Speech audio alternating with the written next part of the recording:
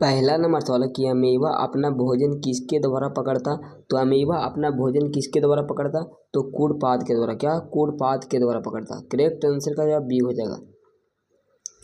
अगला नंबर सवाल कि वसा का पाचन करता है। तो वसा का पाचन कौन करता, तो वसा का पाचन कौन करता है, लाइपेज करता है। कौन करता है, लाइपेज करता है।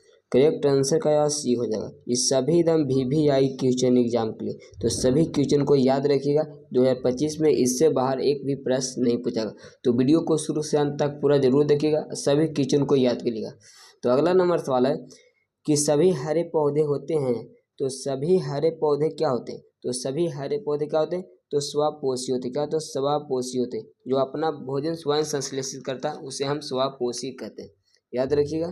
करेक्ट आंसर ये हो जाएगा।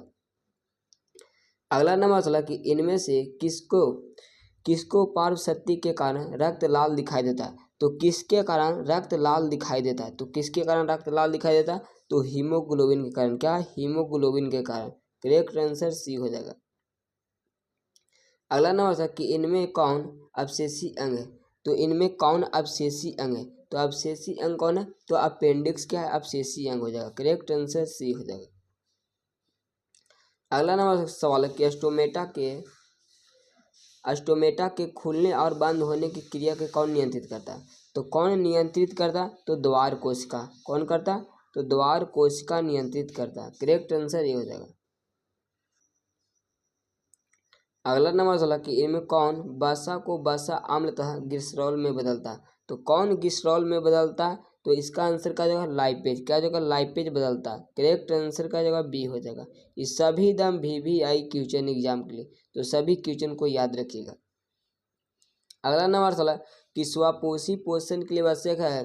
तो स्वपोषी पोषण के लिए क्या आवश्यक है, क्लोरोफिल, कार्बन डाइऑक्साइड तथा जल, सूर्य के प्रकाश, उपयुक्त सभी। क्या जगह, उपयुक्त सभी हो जाएगा। करेक्ट आंसर डी हो जाएगा। अगला नंबर कि मानव हृदय में पाए जाते हैं। तो हमें बताना है कि मानव हृदय में कितने बेस में पाए जाते हैं। तो मानव हृदय में कितने बेस पाए जाते हैं, तो 4। कितने, 4 पाए जाते हैं। करेक्ट आंसर का जगह सी हो जाएगा। ये हर साल एग्जाम में पूछे जाते हैं, याद रखिएगा। अगला नंबर सवाल कि निम्नांकित में से कौन मलेरिया परजीवी है। तो इसमें से बताना कि मलेरिया परजीवी कौन है। तो मलेरिया परजीवी कौन होता है, तो प्लाज्मोडियम। क्या हो जाएगा, प्लाज्मोडियम हो जाएगा। करेक्ट आंसर ये हो जाएगा। अगला नंबर सवाल कि कवक में पोषण की कौन सी विधि पाई जाती है। तो हमें बताना है कि कवक में पोषण की कौन सी विधि पाई जाती है। तो कवक में पोषण की कौन सी विधि पाई जाती है, तो मृतजीवी। क्या हो जाएगा, मृतजीवी। करेक्ट आंसर क्या जगह ये हो जाएगा। अगला नंबर सवाल कि समान अनुशीतलन रक्तदाब होता है। तो यह बताना है कि समान अनुशीतलन रक्तदाब कितना होता है। तो समान अनुशीतलन रक्तदाब कितना होता है, तो 80 mmHg होता है। करेक्ट आंसर क्या जगह ये हो जाएगा। अगला नंबर सवाल कि रुधिर का कौन सा अवयव रक्तस्राव को रोकने में मदद करता है। तो रक्तस्राव को रोकने में मदद कौन करता है, तो प्लेटलेट्स। कौन करता है, प्लेटलेट्स करता है। करेक्ट आंसर सी हो जाएगा। अगला नंबर सवाल है पीत रस स्रावित होता है। तो पीत रस किससे स्रावित होता है, तो यकृत से। क्या, यकृत से स्रावित होता है। करेक्ट आंसर का जवाब भी हो जाएगा। इस शरीर का सबसे बड़ी ग्रंथि होता है। क्या होता है, यकृत शरीर के सबसे बड़ी ग्रंथि होता है। इससे भी आप लोग याद रखिएगा। अगला नंबर सवाल कि ग्लूकोज का विखंडन पाइरुवेट में होता है। तो यह प्रक्रम संपन्न होता है अथवा पाइरुवेट के विखंडन से यह कार्बन डाइऑक्साइड, जल तथा ऊर्जा देता है। तो यह क्रिया होती है। तो यह क्रिया किसमें होता है, तो माइटोकॉन्ड्रिया में। क्या हो जाएगा, माइटोकॉन्ड्रिया में होता है। करेक्ट आंसर बी हो जाएगा। इस सभी दम VVI क्वेश्चन है, तो याद रखिएगा। अगला नंबर सवाल कि कार्बोहाइड्रेट, प्रोटीन तथा वसा के पूर्ण पाचन स्थल निम्नलिखित में से कौन सा। तो निम्नलिखित में से कौन सा है, तो इसका आंसर क्या जाएगा, छोटी आंत। क्या जाएगा, छोटी आंत हो जाएगा। करेक्ट आंसर सी हो जाएगा।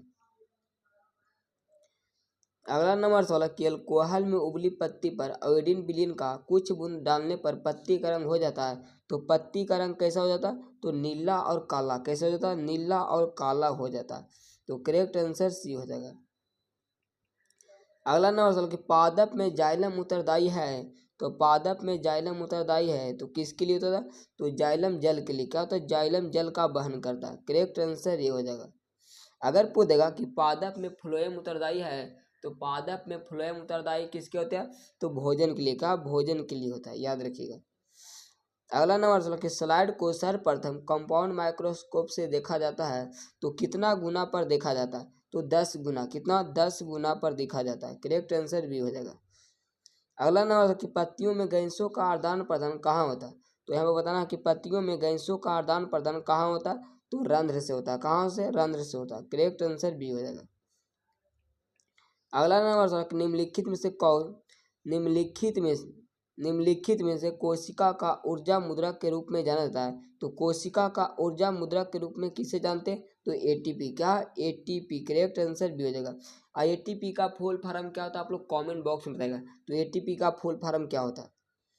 अगला नंबर कि हृदय से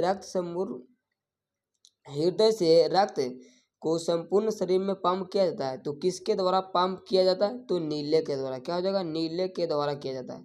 तो करेक्ट आंसर का जवाब बी हो जाएगा।